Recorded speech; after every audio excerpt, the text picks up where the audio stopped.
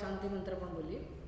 ઓમ સહનાવવતુ સહનૌ ભુનક્તુ સહ વીર્યં કરવાવહૈ તેજસ્વિનાવધીતમસ્તુ મા વિદ્વિષાવહૈ. ઓમ શાંતિ શાંતિ શાંતિ. ઓમ સદાશિવસમારંભાં ઓમ સદાશિવસમારંભાં શંકરાચાર્યમધ્યમાં અસ્મદાચાર્યપર્યન્તાં વંદે ગુરુપરંપરાં. હવે આ વૈરાગ્ય શતક ગ્રંથની અંદર જે મુમુક્ષુ છે, જે સાધક છે, એને હવે થોડીક સાવધાની જાગૃત કેમ કરવા. કારણ કે જો આપણે જીવનમાં આ બધી વસ્તુઓને નહીં સમજીએ, આ કંઈ ફિલોસોફી નથી, આપણું જીવન છે. આજે આપણે સત્સંગ કરી રહ્યા છીએ એ જીવનમાં પ્રાપ્ત થતું સીધું જ શિક્ષણ છે. જેમ આપણે ગ્રેજ્યુએટ થયા, પછી ડબલ ગ્રેજ્યુએટ થયા, કોઈ આ બન્યું, કોઈ તે બન્યું, અને પછી એ શિક્ષણનો ઉપયોગ આપણે ભૌતિક ક્ષેત્રમાં કરે જીવન જીવવા માટે. પણ પછી જે જે ખરું શિક્ષણ છે, જેને કહેવાય સા વિદ્યા યા વિમુક્ત, એટલે મનુષ્યના જીવનમાં વિદ્યા, ખરી વિદ્યા એ છે જે આપણને મુક્તિ અપાવે. આ યાદ રાખવાનું છે. આપણને સ્કૂલમાં પણ આ વસ્તુ તો શીખવાડેલી જ છે કે ભાઈ વિદ્યા એ જ છે જે ખરેખર મુક્તિ અપાવે. એટલે પહેલી વિદ્યા તો પ્રાપ્ત થઈ ગઈ, પણ આ વિદ્યા માટે જો મનુષ્ય જીવનમાં પ્રયાસ ના કરે તો મુક્તિ શક્ય નથી. એટલે મનુષ્યનું જીવન તો આ પ્રકારની વિદ્યા માટે છે કે જે મુક્તિ અપાવે, જેને આપણે તરણ વિદ્યા પણ કહીએ છીએ. તરણ વિદ્યા એ કથા સાંભળેલી છે ને, એ પંડિત અને પેલો નાવિક બંને જણા યાત્રા કરી રહ્યા છે નદીમાં, અને નાવમાં બેઠેલા છે. એટલે પંડિત તો ભણેલો વિદ્વાન અને ઘણા બધા ક્ષેત્રમાં એ આગળ વધેલો છે. એટલે સહજ રીતે પેલા નાવિકની સાથે વાર્તાલાપ શરૂ કરે છે કે ભાઈ તને કંઈ સંગીત બંગીત આવડે છે કે નહીં. એટલે આમ સરસ મજાનું વાતાવરણ હોય, નદી સરસ મજાની વહેતી હોય બે કાંઠે, તમે એ નાવમાં બેઠેલા હો, એટલે કેટલું સરસ કુદરતી દ્રશ્ય હોય. તો કોઈને પણ એવી પ્રેરણા જન્મે ગીત ગાવાની કે સાંભળવાની. એટલે એ પૂછે છે પંડિત નાવિકને કે ભાઈ તને કંઈ ગીત બીત આવડે છે કે નહીં, તું સંગીત જાણે છે કે નહીં, કંઈ રાગ રાગીણી ખબર છે તને કંઈ. એટલે ખરેખર આવું પૂછવા પાછળ એનું કારણ એક જ હતું કે પોતાને સંગીત આવડે છે તો એને કેમ જણાવવું.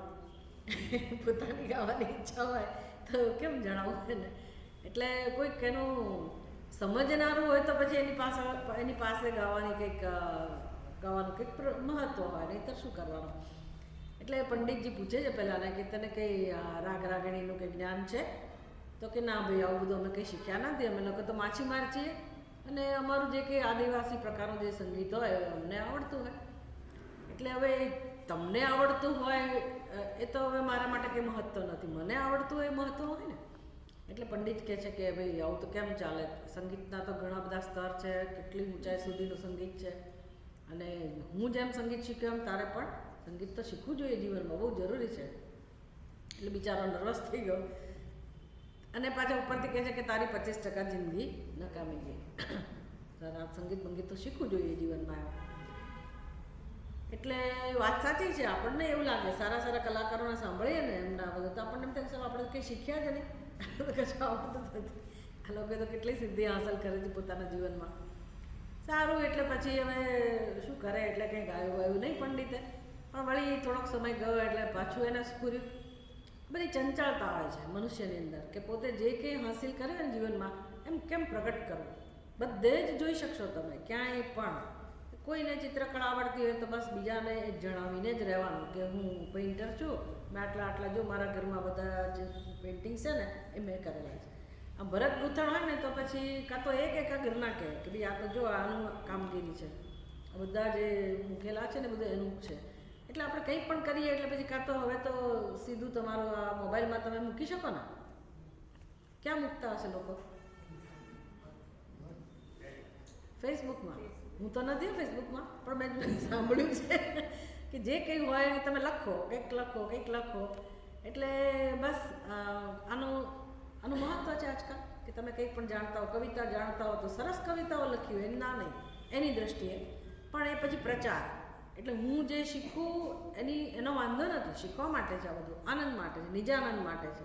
પણ પછી માણસ અટકતો નથી, એની બીજું તરત જ એની પ્રવૃત્તિ કેવી હોય, બીજાને હું બતાવું, બીજાને એ ખબર પડે કે મને આટલું આવડે છે. એમાં પંડિતને વારે વારે જે કંઈ એનું આવડતું હતું એ બધું પ્રકટ કરવું હતું. અને સરખામણી તો ચાલતી જ હોય કે હું કેટલો મહાન છું, જેને સાબિત કરવાનું હોય. એટલે પછી વળી કંઈક સાહિત્યની વાત નીકળી કે તને સાહિત્યના ક્ષેત્રમાં કંઈ ખબર છે કે નહીં, કેટલા કવિઓ થઈ ગયા, શું છે. પેલો બિચારો સાવ મોટા છે માછીમાર, એની પાસે આ બધું પંડિતાએ વ્યક્ત કરવાનો કોઈ અર્થ નહોતો, તો સમય કેમ પસાર કરવો. એટલે આવી વાતો. પછી કે તારી તો 50% જિંદગી નકામી ગઈ. પછી વળી કંઈક ત્રીજી વસ્તુ આવી, હા ભૂગોળ વિશે જાણે છે કે નહીં, નક્ષત્ર, ગ્રહો, જ્યોતિષ, બધું કંઈ જાણે છે, તું શીખ્યો છે, તને હાથ જોતા આવડે છે, જન્માક્ષર જોતા આવડે છે, આવી બધી વસ્તુઓ. કે ભાઈ હું તો આવું કશું શીખ્યો નથી. તારી 75% જિંદગી પાણીમાં ગઈ. થોડી વાર થઈ અને વાતાવરણ બદલાયું. 31મી ડિસેમ્બર વાતાવરણ બદલાવાનું છે. વાતાવરણ બદલાયું ભાઈ, વાવાઝોડું, પવન શરૂ થયો અને એની જે નાવ હતી હાલક ડોલક થવા માંડી. અને ખબર નહીં શું થયું કે પાણી એટલું ઉછળ્યું કે એની નાવમાં ભરાવા માંડ્યું. બહુ બિચારાને આવી કે કહું શેઠને કે પેલા પંડિતને કે તમે પાણી બહાર ઉલેચો અને હું એ કરું. પણ કંઈ એ લોકોની મહેનત કંઈ કામમાં ના આવી. પાણી એટલું બધું ભરાયું કે છેવટે લાગ્યું નાવિકને કે આમાંથી બચવાનો કોઈ આરો નથી. એટલે હવે નાવિકનો વારો આવ્યો પૂછવાનો, પંડિતજી તરતા શીખ્યા છો? તરતા આવડે છે? બિચારો પંડિતજી એકદમ બેબાકલા થઈ ગયા. ના ભાઈ, હું તો તરવાનું નથી શીખ્યો. તો હવે હું શું કરશો? કે હું તો હવે કૂદ્યો, હું તો તરી દઈશ, પણ તમારી 100% જિંદગી પાણી. આવું છે. આપણે બધું શીખીએ છીએ જીવનમાં, પણ તરણ વિદ્યા શીખતા નથી. એટલે એ વિદ્યા જે મને ભાવપાર કરાવે છે, એ વિદ્યા શીખવા માટે મનુષ્યનું જીવન છે. કે તરણ વિદ્યા એટલે શું? આત્મવિદ્યા.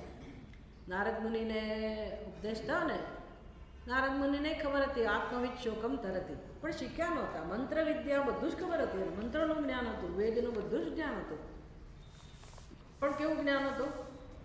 મંત્રનું જ્ઞાન હતું, એને અર્થની ખબર નહોતી. એટલે સોહમ નારદ શોચામી, સવારનો વિષય છે આવતા વખતનો, આ વખતનો નહીં, આવતા સેશનનો. સોહમ નારદ શોચામી, આવો નારદ હું. આવો નારદ એટલે અત્યંત વિદ્વાન. નારદ મુનિની વિદ્વત્તાનો તો કોઈ પ્રશ્ન જ નથી. એટલી બધી વિદ્વત્તા એણે પ્રાપ્ત કરેલી, એટલી બધી વિદ્યાઓ હાંસલ કરેલી, કલ્પનામાં ના આવે એટલું બધું જ્ઞાન. ભગવાનના ભક્તય ખરા, પણ છતાંય નારદ મુનિ સનત કુમાર પાસે આવીને કહે છે કે સોહમ નારદ શોચામી, આવો હું, અત્યંત વિદ્વાન હું, એવો નારદ હું દુઃખી છું. તો ભાઈ કંઈ વાંધો નહીં, દુઃખી હોતો હોય તમારી જાતે તમે એનો ઉકેલ લાવો, મારી પાસે શું કામ આવ્યા છો? સનત કુમાર કહે છે મારી પાસે આવવાની શી જરૂર છે? એટલી બધી વિદ્યા પ્રાપ્ત કરી તમે તમારી જાતે દુઃખમાંથી બહાર આવી શકો? તો કે ના, મેં સાંભળ્યું છે કે આત્મવિદ શોકમ તરતી, જેણે આત્માનું જ્ઞાન પ્રાપ્ત કરેલું છે એ મનુષ્ય હંમેશ માટે શોકને તરી જાય છે. અને મેં એક જ અવિદ્યા પ્રાપ્ત નથી કરી, બાકી બધું પ્રાપ્ત કર્યું, પણ આત્મજ્ઞાન મને પ્રાપ્ત થયું નથી. માટે અધિ ભગવો બ્રહ્મ વિદ્યા, ભગવાન તમે મને આ બ્રહ્મ વિદ્યા, આત્મવિદ્યા શીખવાડો. એટલે આપણને એ તો યાદ રહી જ જવું જોઈએ કે આત્મવિદ શોકમ તરતી, શોકને તરી જવાનો એકમાત્ર ઉપાય હોય તો એ છે આત્મજ્ઞાન, આત્મવિદ્યા. અને મનુષ્યનું જીવન એના માટે જ છે. આ જન્મમાં નહીં તો જે જન્મમાં આપણને જિજ્ઞાસા જન્મે અને આપણે યથાર્થ રીતે એ દિશામાં પ્રયાસ કરીએ તો જે આત્માનું જ્ઞાન જે વ્યક્તિ પ્રાપ્ત કરે છે એ જ ખરેખર સંસારને તરી જાય છે. એટલે વેદાંત એટલો સરળ રસ્તો છે, ખરેખર આપણને બધું સમજાવે છે, તર્કની રીતે સમજાવે. કે જીવનમાં જે દુઃખ છે એ તમે દુઃખના વિશે તમે વિચાર કરો. જેને મારું મારું કહીએ છીએ એ આ મારું મારું જ મહત્ત્વનું છે. હું તો પછી બહુ મહત્ત્વનો નથી રહેતો. આ મારાપણું જતું રહે, શરીરમાંથી મારાપણું જતું રહે તો હું ને ક્યાં ટકવાનું રહું? હું ક્યાં ટકશે? એટલે મારું મારું જે છે ને એ દૂર થવું જોઈએ. અને એક દૂર કઈ રીતે થાય? શું કરું કે જેથી મારું મારું દૂર થાય? શું લાગે તમને? કયો ઉપાય છે મારી પાસે કે જેથી મારું મારું દૂર થાય? શું લાગે છે? માંથી મારું મારું દૂર કરવું હોય તો શું હું તારું તારું કર્યા કરું? શું કરો?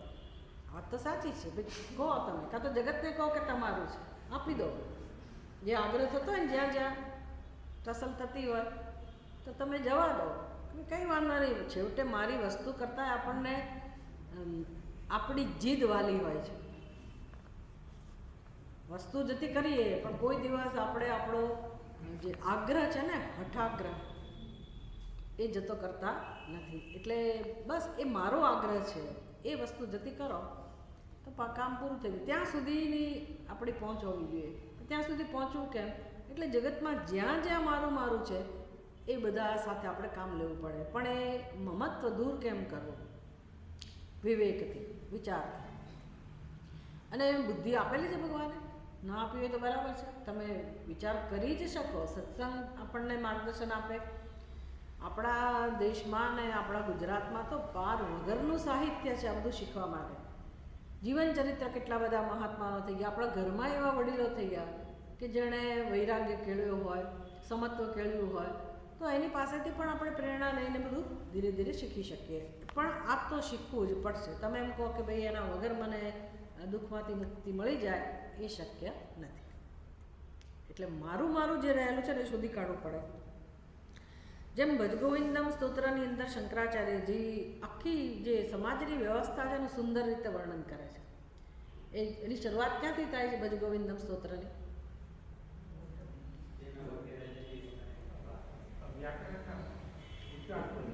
શબ્દો કોને?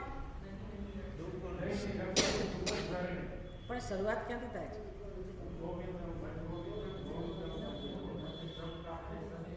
સંપ્રાપ્તે સન્નિહિતે કાલે. ખરું ને? સંપ્રાપ્તે સન્નિહિતે કાલે.